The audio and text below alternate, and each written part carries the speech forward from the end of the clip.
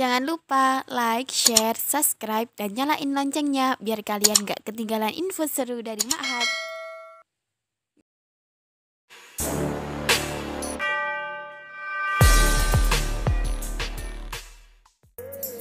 Assalamualaikum warahmatullahi wabarakatuh. Selamat malam Ma'hadis yang ada di rumah dan dimanapun berada.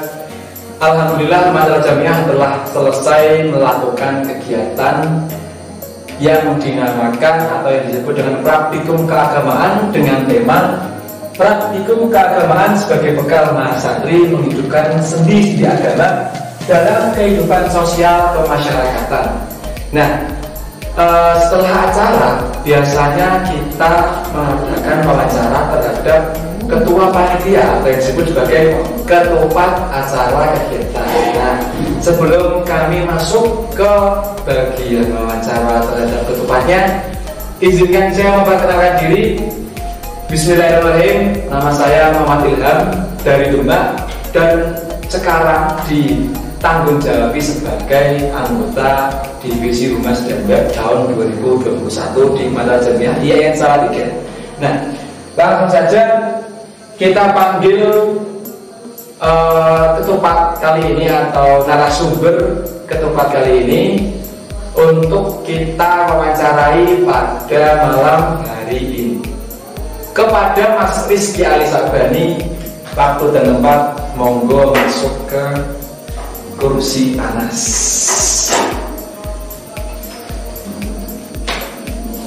Assalamualaikum. Waalaikumsalam. Alhamdulillah. Mas Rizky selamat datang. Mas Rizky, apa kabarnya? Alhamdulillah masih sehat untuk sekarang. Alhamdulillah. Dengan sehat berarti dia sudah siap diwawancara. Siap ya? Insya Allah. Oke. Sebelum kita mulai wawancaranya, saya minta Mas Rizky untuk perkenalan lebih dahulu biar pada yang ada di rumah, mahasiswa di rumah lebih kenal kepada ketupat yang sekarang. Monggo. Baik, terima kasih. Langsung saja perkenalkan, nama saya Rizky Ali Sabani, asal dari Brebes, di Ma'had ditanggung jawabi sebagai anggota Divisi Minat Bakat di tahun 2021. Dan alhamdulillah juga ditanggung jawabi juga untuk menjadi ketua pelaksana praktikum keagamaan untuk kali ini. Oke. Untuk perkenalannya mungkin cukup, dan saya tanya Mas Rizky itu dari mana? Kalau misal yang ada di rumah itu, oh kok sama tempat tinggal saya gitu loh. Kan ada motivasi tersendiri dari tempat tinggal dan nanti ada nasab yang turun dari sampean atau pada sampean seperti itu.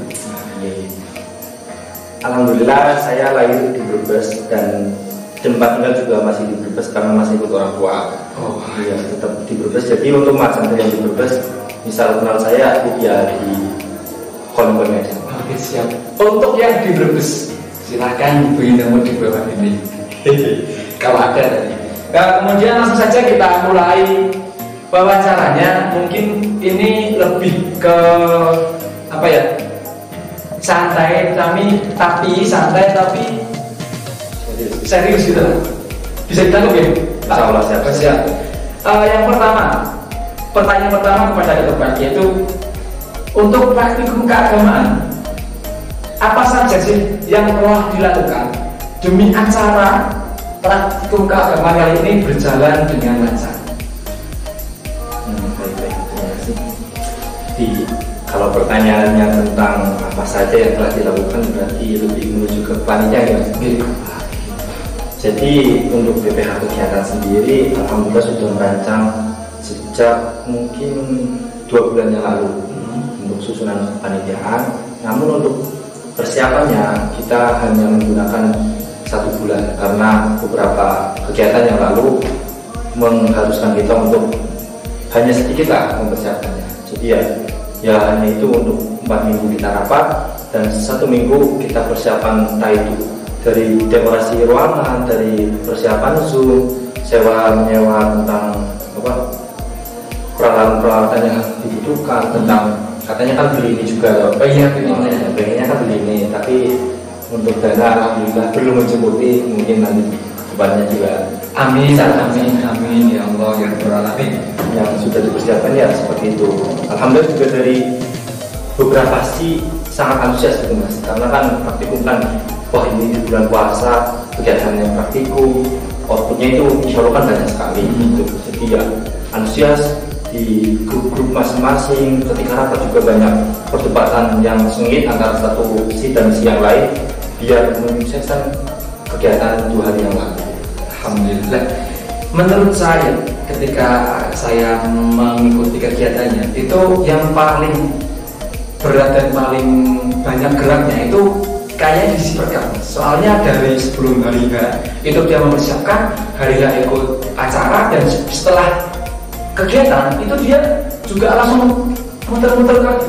Itu yang menurut saya itu paling susah dan paling ribet dan paling banyak memakan kekuatan tubuh itu apa? Siapa? Ya kalau kita bicara tentang usung-usung ya pasti perkap ya. Perkap kan membutuhkan ya menyiapkan lah semuanya. Kan kayak si acara hanya mengirimkan, menuliskan si acara begini, contohnya pamflet, contohnya MMD, kursi dan lain. Ya kita di si acara dilimpahkan ke si perkap. Ya terima kasih banget lah untuk si perkap yang telah menyisakan tenaganya untuk kegiatan ini. Nah kemudian tadi ketika ada apa saja yang telah dilakukan pasti ada kendala-kendalanya. Nah kendala-kendala yang dihadapi selama mempersiapkan acara ini itu apa saja? Kendala-kendala untuk di persiapan ya pasti di rapat Mas. Karena kan kita juga didanai oleh institut dan juga itu sangat terbatas gitu Mas. Enggak semewah yang lain gitu lah yang lain. Jadi ketika kita rapat, kita harus memikirkan dana, harus memikirkan apa yang harus disiapkan. Itu kita kan sebagai pengurus juga mikirkan itu. Ini yang terbaik, ini dengan dana segini, ini yang terbaik. Tapi ada yang lain, ini loh pengennya wah, gitu kan. Ya jadinya bertolak belakang itu. Di situ perdebatannya untuk persiapannya. Terus ketika kegiatan ada beberapa kendala terutama di kegiatan pembukaan itulah. Pembukaan kan Zoom yang seharusnya dikirim oleh institut tapi belum dikirim, jadi menggunakan Zoom biasa. Jadi kan pas pembukaan itu mahasiswa tidak mendengar apa yang dikatakan oleh kita atau apa yang ada di ruangan ini. Ya seperti itu sih di pembukaan. Terus ada beberapa kendala lagi tentang seperti monornya kegiatan, ya itu kendala kendalanya orang Indonesia lah. Sudah mengarahkan budaya yang katanya tidak boleh diwariskan, tapi ya nggak apa-apa diwariskan juga gitu untuk melama-lamakan. Terima kasih atas pemaparan kendalanya, mungkin bisa menjadi motivasi atau jalannya yang lain untuk kegiatan-kegiatannya setelah ini. Nah, kemudian pertanyaan selanjutnya yaitu biasanya acara itu ada intisari dari acara tersebut. Nah, intisari dari acara praktikum keagamaan kali ini itu apa sih, bisa disebutkan gitu? Apa dijelaskan? Kalau disebutkan saya semua sekali tidak menjelaskan. Jadi kan di sini praktikum keagamaan Ma'had Al-Jami'ah Salatiga, temanya kan kita lihat sendiri bahwa praktikum keagamaan sebagai bekal mahasantri menghidupkan sendi-sendi agama dalam kehidupan sosial kemasyarakatan. Nah, kita akan mengambil 3 materi dengan 6 materi. Yang pertama, Bilal, khutbah, dan sholat jamaah. Itu kan kita tahu sendiri yang laki-laki. Kalau di rumah nggak bisa orang tua yang biasanya jadi Bilal kan. Contohnya ya, maaf nih, misal meninggal gitu kan, nggak ada regenerasi gitu. Jadi kan untuk mahasantri biar tahu lah bagaimana cara Bilal yang benar. Terus misal disuruh khutbah ya mau, tahu hukum-hukumnya, tahu syarat-syaratnya, tahu apa yang harus dilakukan.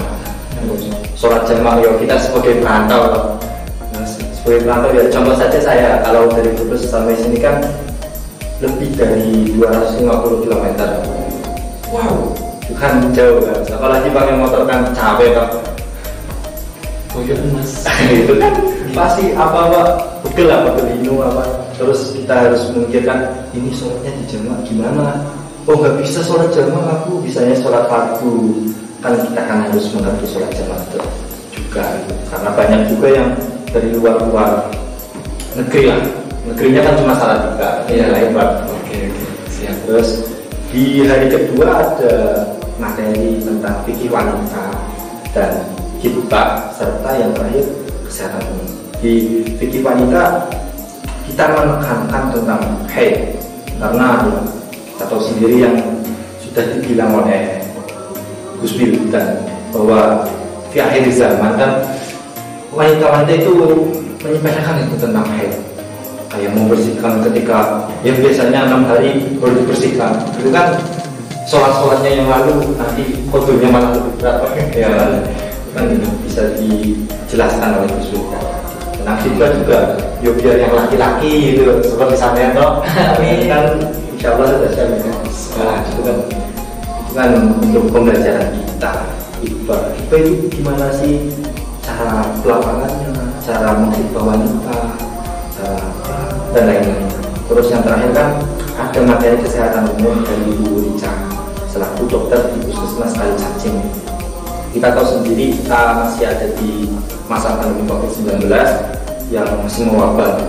Mungkin kalau saya nggak salah itu hampir 2 juta lah di Indonesia lah terpapar oleh wabah yang namanya corona ini. Ya kita harus memberikan edukasi lah kepada kita juga sebagai pengurus yang hari-harinya keluar untuk ngurusin undangan contohnya. Terus yang santri di rumah misalnya ada tugas dan lain-lain, kita harus fotokopi gimana protokol kesehatannya. Ya kita sebagai agen of change lah, sebagai agen of change yang membawa perubahan kepada orang-orang tua yang notabene sekarang yang maaf masih banyak yang percaya bahwa COVID itu konspirasi. Maka di sini kami ingin mengedukasi semua pengurus dan santri khususnya untuk tahu COVID itu sebenarnya ada dan vaksinasi juga. Oke. Terima kasih kepada materi yang telah menjabarkan sangat banyak tadi. Menurut kami dari penjelasan itu sangat-sangat berharga dan sangat-sangat membantu mahasiswa maupun masyarakat luas, dari fikih ubudiyahnya, fikih munakahatnya, kesehatan umumnya itu pasti dibutuhkan di masyarakat luas, khususnya mahasantri pastinya. Nah, terakhir pertanyaan dari kami itu pasti ada kesan dan pesan. Nah, ini kesan pesan dari Mas Rizky sebagai ketua panitia.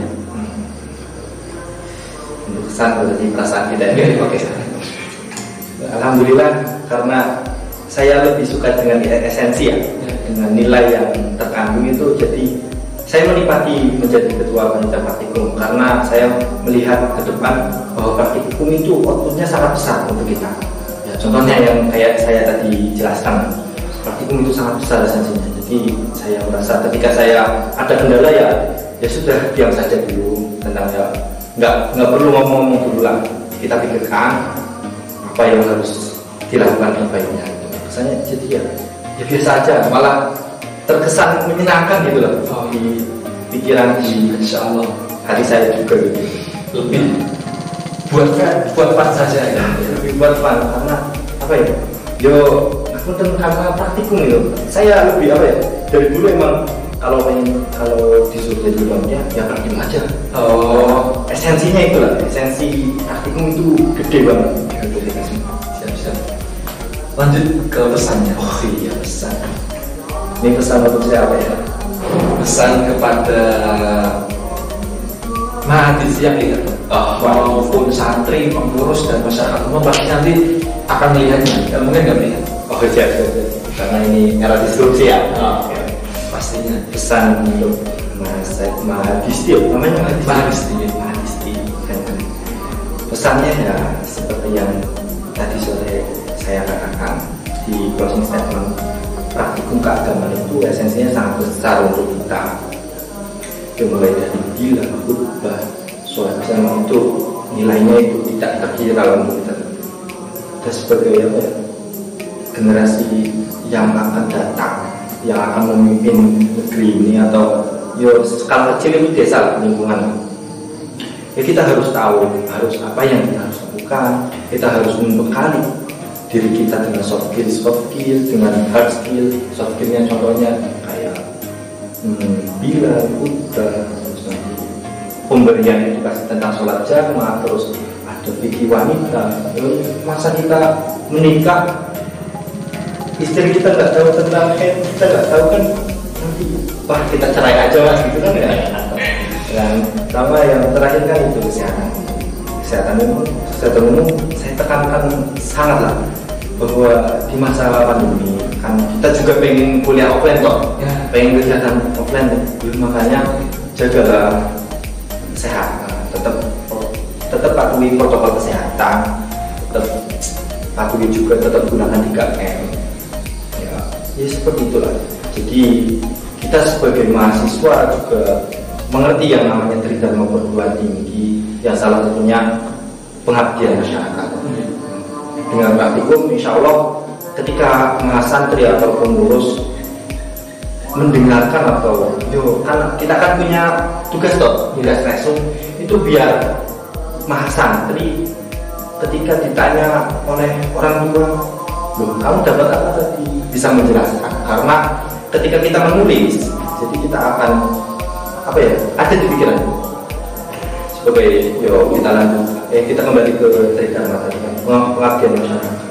Di sini praktikum mempunyai peran yang sangat besar lah. Ketika kita jadi ketika disuruh jadi khotib, kita bisa terus kita nanti dari praktikum bisa untuk mengedukasi masyarakat tentang kesehatan umum di masyarakat. Oke, terima kasih atas kesan pesannya yang sangat banyak, dan itu mungkin bisa menjadi motivasi dan pelajaran bagi kita semua yang ada di rumah, terutama mahasiswi sekalian.